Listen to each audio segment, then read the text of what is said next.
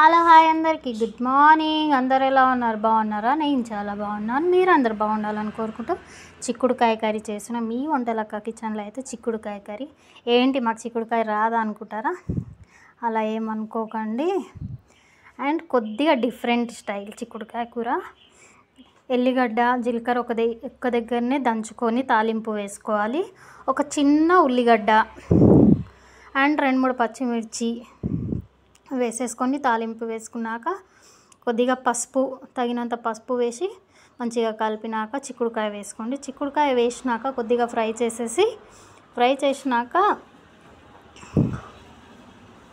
కొద్దిగా తగినంత కారం వేసి ఫ్రై చేసేసి కొన్ని పల్లీలు ఫ్రై చేసుకొని కచ్చపచ్చగా దంచుకోండి. చాలా టేస్టీగా ఉంటుంది పల్లీలు వేస్తే చిక్కుడుకాయ. అండ్ వచ్చేసి ఒక చిన్న సైజ్ చెర్రీ సైజ్ టమాటాలు 2, లేదంటే మీడియం సైజ్ ఒక టమాటాలు ఎక్కువ వేయొద్దు, టేస్ట్ ఉండదు. 2 టమాటాలు.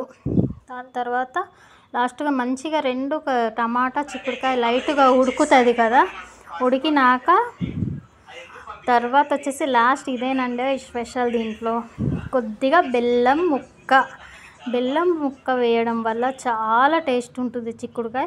ఆల్రెడీ మన తెలంగాణలో అయితే బాగా ఇష్టపడతారు చిక్కుడుకాయని. ఇలా చేసి చూడండి, సూపర్ టేస్టీగా ఉంటుంది. కొద్దిగా బెల్లం ముక్క మీ వెయిట్ని బట్టి చిక్కుడుకాయ నేనైతే 1/2 కిలో తీసుకున్నాను. 2 చిన్న ముక్కలు వేస్తున్నా. బెల్లం సూపర్ టేస్టీగా ఉంటుంది. బెల్లం వేసేసి వాటర్ అస్సలు వేయకండి. కుక్కర్లో వేస్తే ఒక్క విజిల్ వేసేసి వదిలేసేయండి ఒక 2 నిమిషాలు అలానే, గ్యాస్ మొత్తం పోయే వరకు కుక్కర్ది. లేదు మీరు నార్మల్గా పొయ్యి మీద వండుతున్నారంటే 15 మినిట్స్ సరిపోతుంది.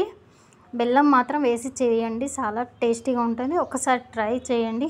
నచ్చితే లైక్ చేయండి, షేర్ చేయండి, సబ్స్క్రైబ్ చేయండి ఫ్రెండ్స్. లైక్ చేయండి, ఒక్క లైక్ కూడా చేయరు, వీడియో మాత్రం చూస్తారు కానీ లైక్ చేయండి. Okay, love you all, bye.